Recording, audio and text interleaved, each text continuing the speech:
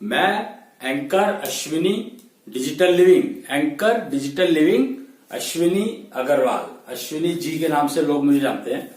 और हम digital living पर बात करते हैं।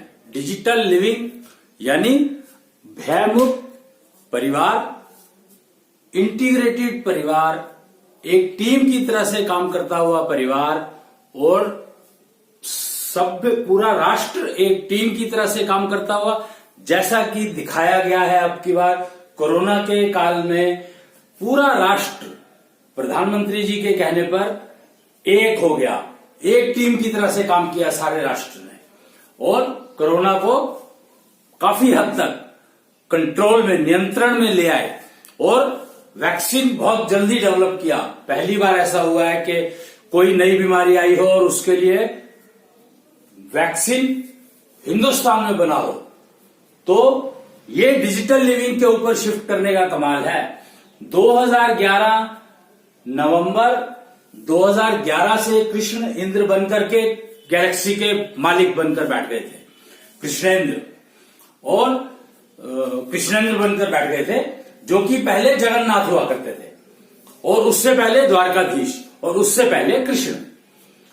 तो और 2014 अगर आपको ध्यान हो तो 2013 में शायद केदारनाथ में बाढ़ आई थी, बहुत जबरदस्त बाढ़ आई थी। तो वो कलिका अवतार का किया हुआ काम था, कलिका अवतार का आखिरी काम था वो। और वो बाढ़ ला करके उन्होंने सफाई अभियान शुरू किया था, पृथ्वी का सफाई अभियान शुरू किया था। और अगर आपको देखना हो, समझना हो तो आप देखेंगे कि केदारनाथ मंदिर को कुछ नुकसान नहीं हुआ था।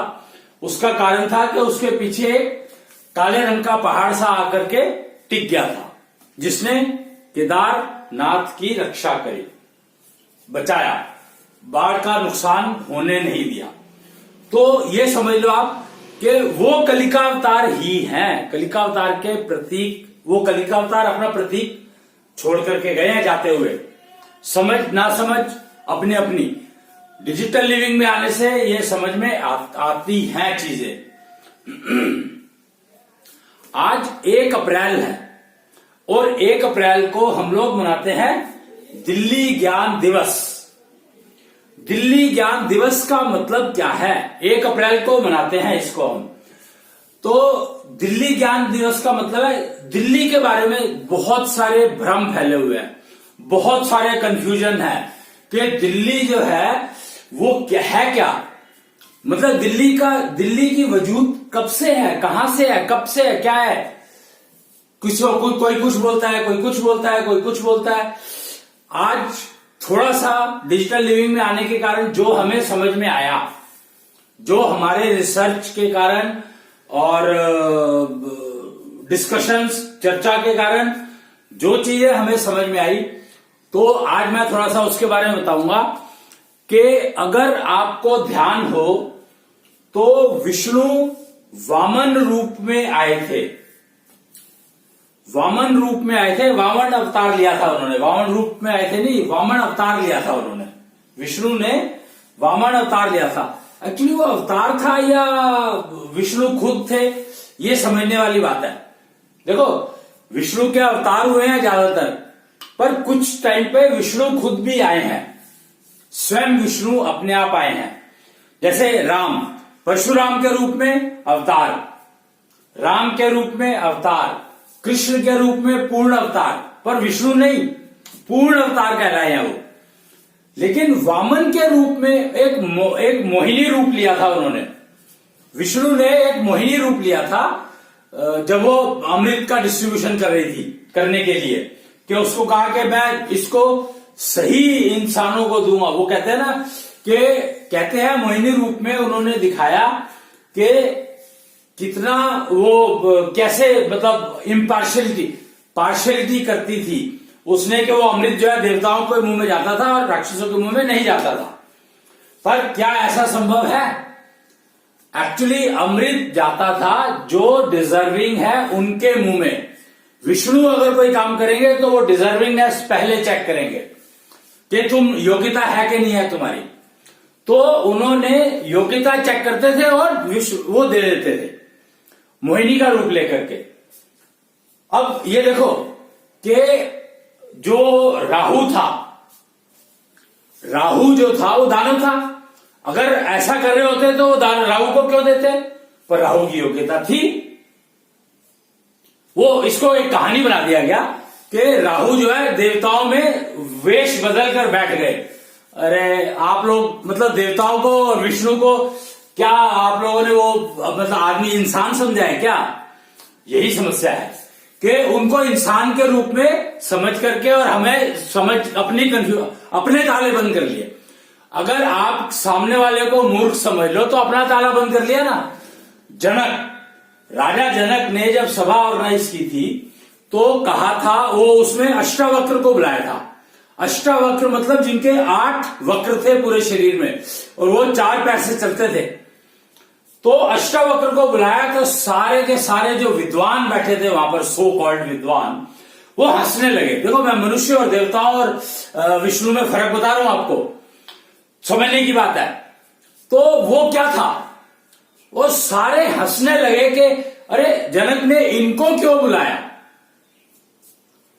तो उसके बाद जब सब हंस लिए तो एक बहुत खिलखिलाता हुआ अट्टहास हुआ, हंसी का एक बहुत फवारा सा फूटा और वो अष्टावक्र का था।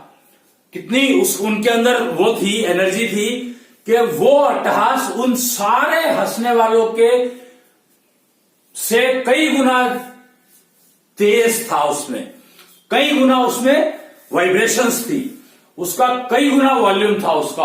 वो सारों के बैठे, सारी सभा में सारे लोग बैठे जो हंसते थे उनसे कहीं ज्यादा एक का। तो ये दिखाता है फर्क, इंसान में फर्क। जबकि अष्टावक्र इंसान थे, ऋषि थे। अच्छा, तो वो हंसे और फिर जनक को कहा उन्होंने कि मूर्खों की सभा अगर करनी थी तो मुझे क्यों बुलाया। मतलब इमेजिन कि राजा जनक सीता के पिता और उन्होंने सभा रखी है तो वो विद्वानों की सभा रखी है तो विद्वानों को बुलाएंगे, उनके हिसाब से विद्वानों को बुलाएंगे। वो उन्होंने विद्वानों को बुलाया, अष्टावक्र विद्वान था उसको भी बुलाया।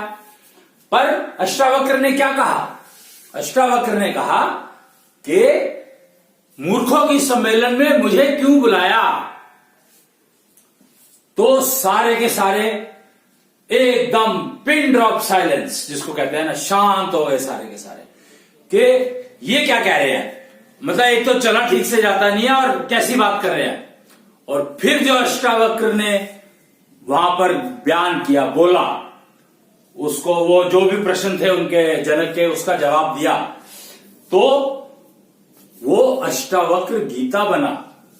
गीता एक कृष्ण ने गाई और एक अष्टावक्र ने गाई। अष्टावक्र की गीता व्यवहारिक गीता और कृष्ण की गीता उसको समझना बहुत मुश्किल है, इतना आसान नहीं है। वो लिख दी, 18 अध्याय लिख दिए। अरे 18 दिन युद्ध हुआ था तो 18 अध्याय बन गए।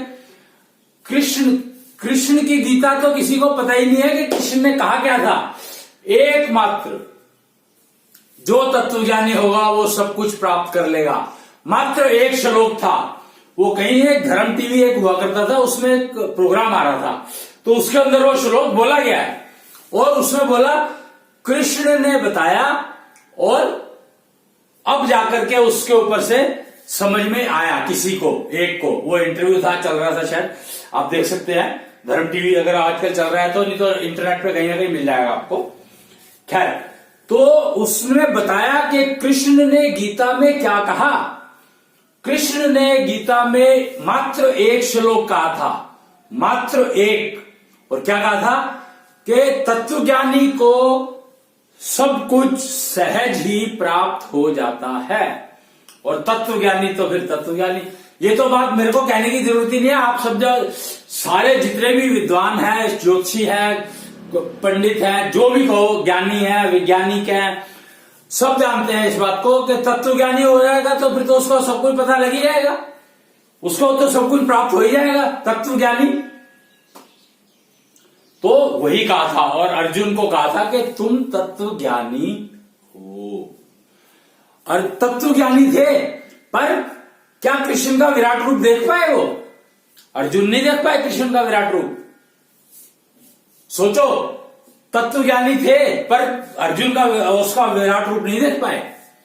तो क्योंकि वो तत्व ज्ञानी जब बने, जब उनको तब पता लगा कि वो तत्व ज्ञानी बन गए हैं जब कृष्ण ने कहा। तो महाभारत से पहले कृष्ण ने अर्जुन को दिव्यास्त्र लाने को कहा था, तो उस दिव्यास्त्र ले आया, चलाना सीख लिया, सब कुछ आ गया, पर तत्वज्ञानी नहीं हो पाए। तत्वज्ञानी तब हुए जब कृष्ण ने उनको समझाया कि तत्वज्ञानी को सब कुछ प्राप्त हो जाता है और तुम अब तत्वज्ञानी हो गए हो। तो ये, लेकिन कृष्ण का विराट रूप अर्जुन नहीं देख पाए थे।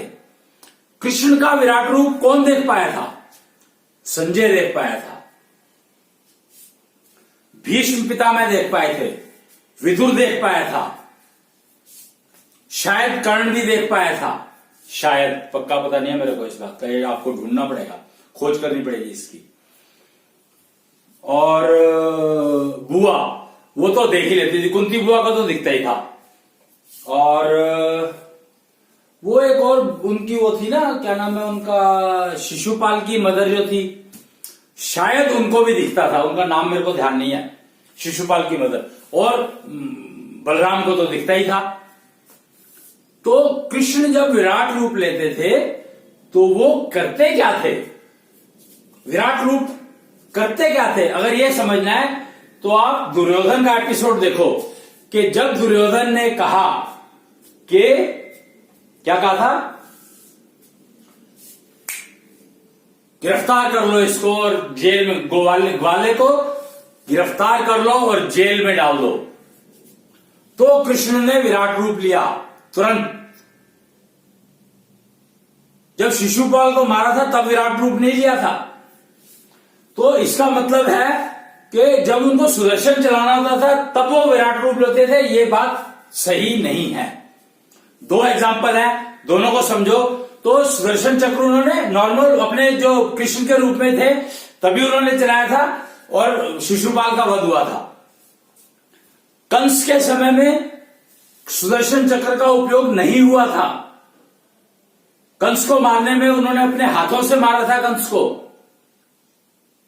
अब सोचो, पूर्ण अवतार अगर किसी को अपने हाथ से मार रहा है तो उसको तो मोक्ष मिल ही गया ना। तो कंस मूर्ख था या समझदार था, ये बात समझने वाली है। खैर, मैं उधर जान नहीं रहा हूं। मैं ये कह रहा हूं, और मुझे नहीं पता कि कंस विराट रूप देख पाता था या नहीं देख पाता था, ये बात मेरे को नहीं पता है। मुझे पता नहीं है, किसी को पता है कि नहीं पता है, पर मेरे हिसाब से कंस को विराट रूप दिखता होगा। क्यों? क्योंकि उसने मृत्यु पाई थी हाथों से, कृष्ण के हाथों से मारे गए थे वो। तो और शिशुपाल के टाइम पे उन्होंने सुदर्शन छोड़ा था तो विराट रूप नहीं लिया था। लेकिन जब दुर्योधन ने पकड़ने को बोला तो विराट रूप लिया उन्होंने। तो इसका मतलब यह हुआ कि वो विराट रूप जब लेते थे जब उनको जरूरत महसूस होती थी। किसकी जरूरत? तो यहां पर एक बहुत बड़ा प्रश्न था हमारे सामने, जिसका के समाधान हमें मिला कि कृष्ण अपने इष्ट को मिलने के लिए जाते थे। अब देखो, गुरु जो होते हैं वो तो जो योग्य हो गया उसको ढूंढते हैं, लेकिन इष्ट के पास तो तुम्हें ही जाना पड़ेगा। कृष्ण इष्ट के पास, अगर तुम्हें इष्ट से कुछ चीज चाहिए, सलाह चाहिए, वो चाहिए, तो इष्ट के पास तो तुम्हें ही जाना पड़ेगा, कोई हल नहीं है। गुरु तुम्हारे पास आ सकता है, शिक्षक तुम्हारे पास आ सकता है, हर कोई तुम्हारे पास आ सकता है, लेकिन अगर तुम्हें इष्ट को मिलना है तो तुम्हें उसके पास जाना पड़ेगा, कोई हल नहीं है। तो कृष्ण अपने इष्ट को मिलने जाते थे जब विराट रूप लेते थे, और जब विराट रूप लेते थे तो जाते थे वहां पर अपने इष्ट से मिलने। और कृष्ण के इष्ट का दरबार लगा है अंबाला में, परशुराम नगर, देखो मतलब जगह भी कैसी चुनते हैं ये लोग, जो पहले से ही डिफाइंड है। दरबार तो अब लगा है और परशुराम कॉलोनी वहां पर बनी हुई है कब से, तो परशुराम नगर में लगा जाके वो कृष्ण ईस्ट का दरबार। क्यों? क्योंकि स्थान की पहचान, importance of the place, very very important, समझने की बात है। ज्योतिष में तीन चीजों का, दो चीजें मांगी जाती है, समझी जाती है, काल और देश। देश का मतलब राष्ट्र नहीं होता है, देश का मतलब होता है जहां पर आपने जन्म लिया, वो स्थान। इतना सही होता है, वो 2 गज ही है, वो स्थान तो 2 गज ही है। जीते भी आप पैदा भी 2 गज में होते हो और मरते भी 2 गज में ही हो। तो ये बात समझ लो आप, बस जब पैदा होते हो तो आप वो मटकी के अंदर होते हो और बाहर निकलते हो, विराट होते चले जाते हो, और जब मरते हो तो 2 गज होते हो और मटकी में वापस। कमाल है। देखो मतलब प्रकृति को समझो, देखो कि प्रकृति कहती है भैया जब तू आया था मटकी के अंदर था, ये मटकी है और कुछ नहीं है, तो मटकी के अंदर था और बाहर निकल आया। जब तू थोड़ा बड़ा हो गया, मटकी के अंदर नहीं रह सकता था तो बाहर आ गया। फिर जब तूने शरीर छोड़ा तो तू 2 गज का था, 2 गज में, और फिर तेरा संस्कार हुआ तो तू वापस मटकी में। तो भैया मटकी से निकले, मटकी में गए, भाई इतना ही तो जिंदगी है और है ही क्या। पर किसी को समझ आई क्या? आई एम श्योर आई होगी। ऐसा कैसे हो सकता है कि किसी की समझ में ना आई हो। डिजिटल लिविंग का सिलसिला तो 1981 से चल रहा है, 1981, तो ना समझ आई हो ऐसा कैसे हो सकता है? बहुत सारे लोगों को समझ में आई होगी। हाँ, डिजिटल लिविंग फॉर्मली 2014 से स्टार्ट हुई है, फॉर्मली कलिकाता स्टार्ट करवा के गए हैं डिजिटल लिविंग कलिकाता, बल्कि 16 से बात शुरू हुई है इसकी होनी, तो इसकी बात होनी तो चर्चा होनी तो 16 से शुरू हुई है, 2016 से। खैर मैं उस डिटेल में जा रहा हूं। हम लोग दिल्ली के ज्ञान की बात कर रहे थे, तो दिल्ली का ज्ञान, दिल्ली को, हाँ, हम शुरू हुए थे वामन अवतार से। तो आपको पता है वामन अवतार में भी वामन अवतार में भी विराट रूप लिया गया था।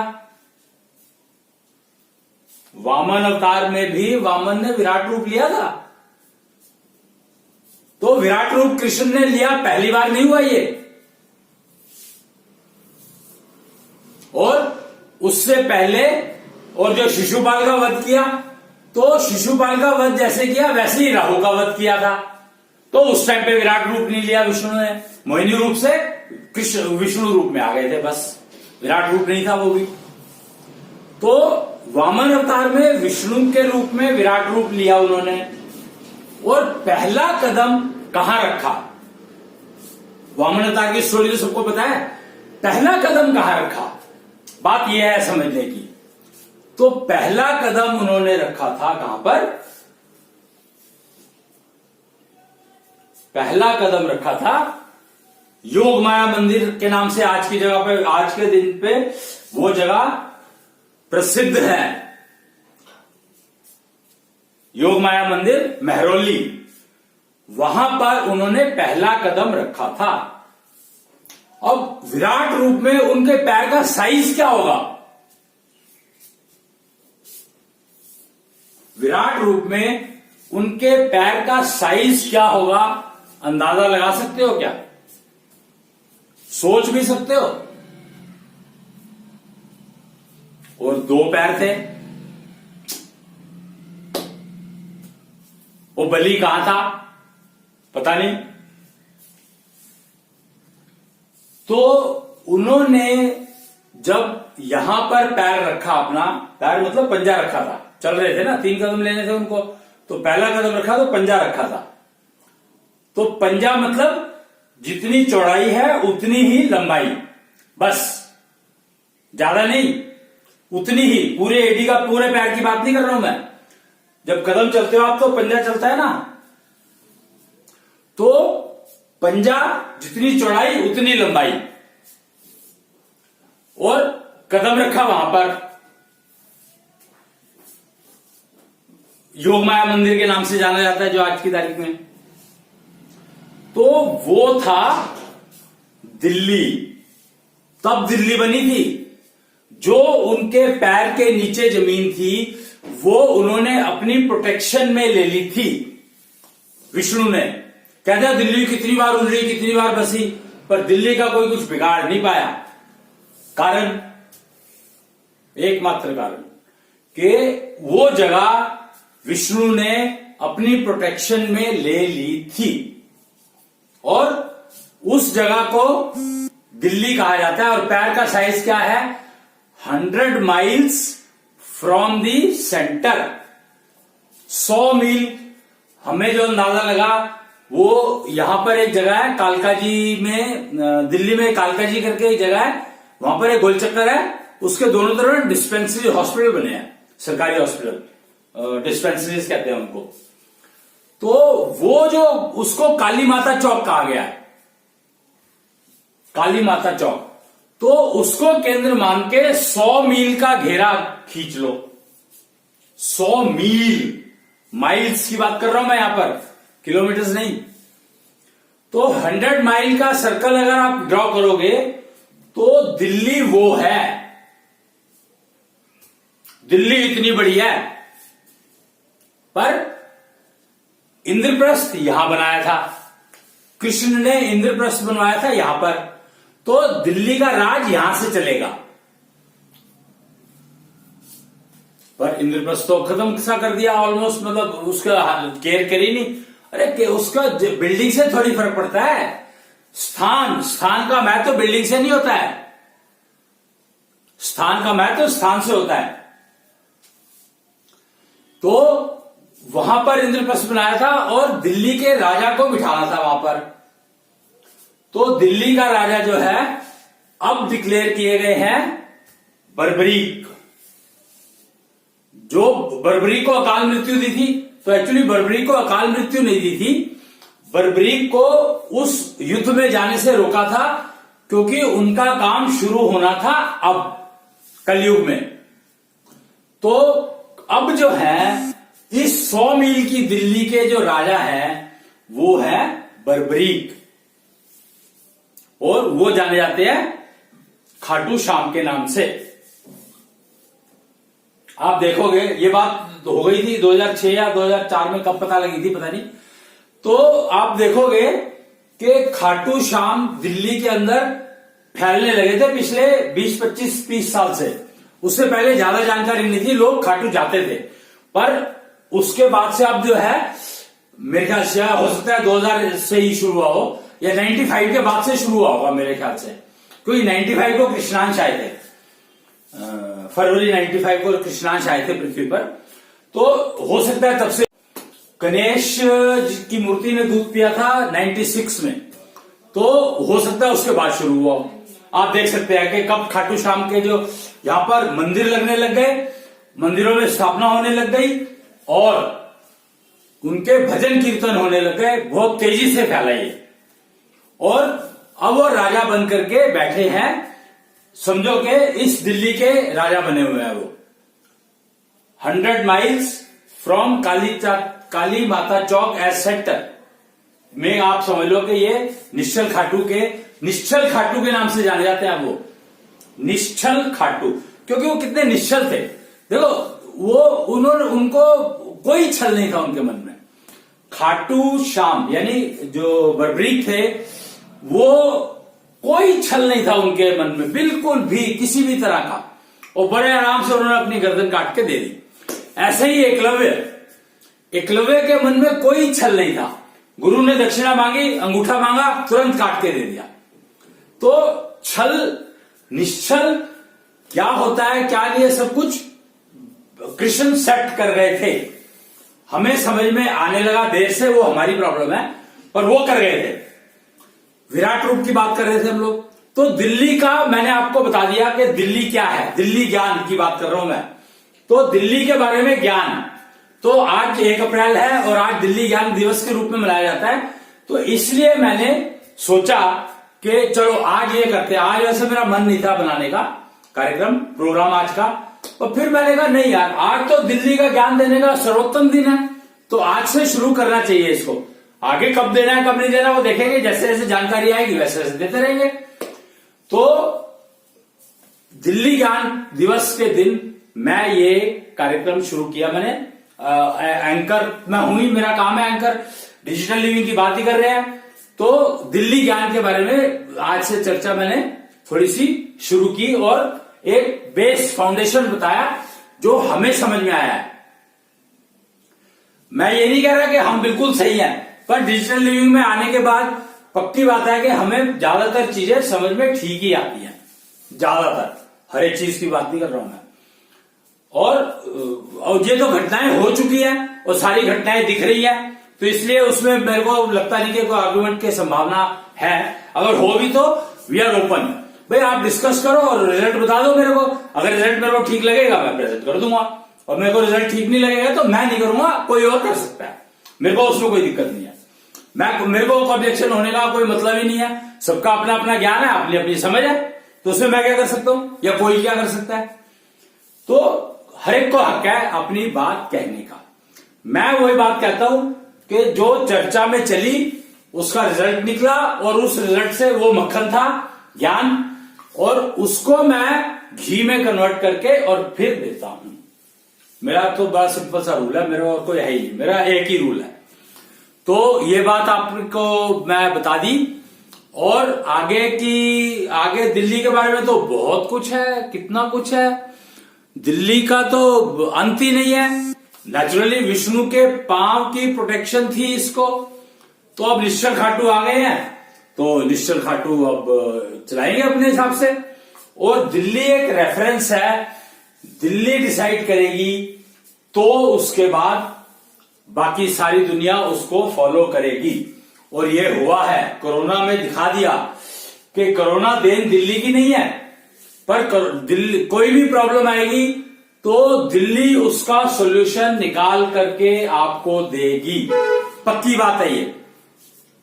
और इसीलिए दिल्ली का कभी कुछ नहीं बिगड़ा, बाकी सब जगह का कुछ बिगड़ा नहीं बिगड़ा मुझे पता नहीं, पर दिल्ली का कुछ नहीं बिगड़ पाया, इसीलिए क्योंकि वो विष्णु की प्रोटेक्शन में थी।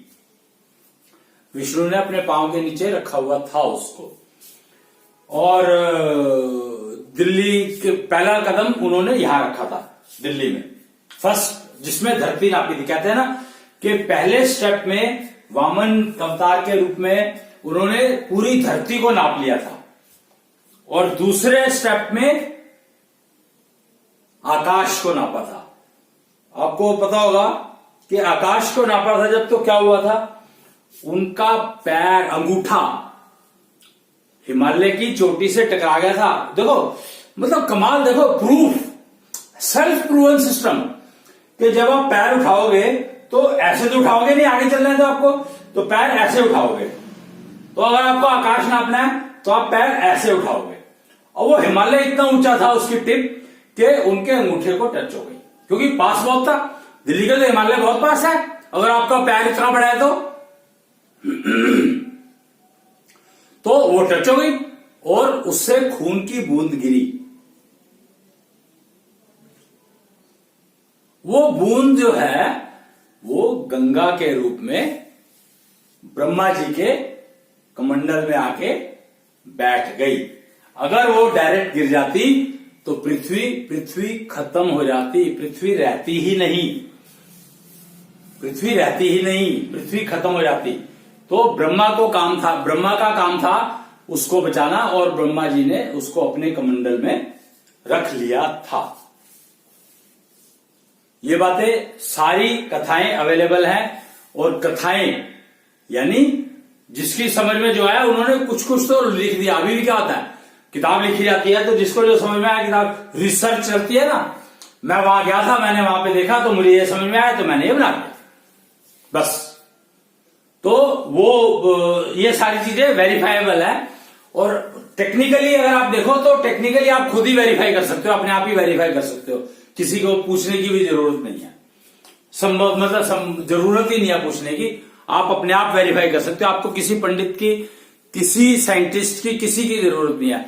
हर इंसान ज्ञानी है, यथा पिंडे तथा ब्रह्मंडे। ज्ञान जागृत करना पड़ता है, डिग्री लेने से ज्ञान नहीं आता। डिग्री लेने से सिर्फ पॉलिश होती है कि आपका जो ज्ञान है उसको आप परोसोगे कैसे, मेकअप किया जाता है। डिग्री का मतलब है आपको मेकअप करना सिखा दिया, बस।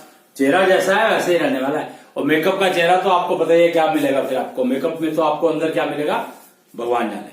अब आप देख लो कि आपको मेकअप लेना है या ओरिजिनल लेना है, तो आप डिसाइड करो। ये मैंने तो, मेरा काम था घी बना के देना, मैंने दे दिया। तो आज के लिए इतना ही, बाकी अगले उसमें चलेंगे दिल्ली ज्ञान और anchor digital living Ashwini ji,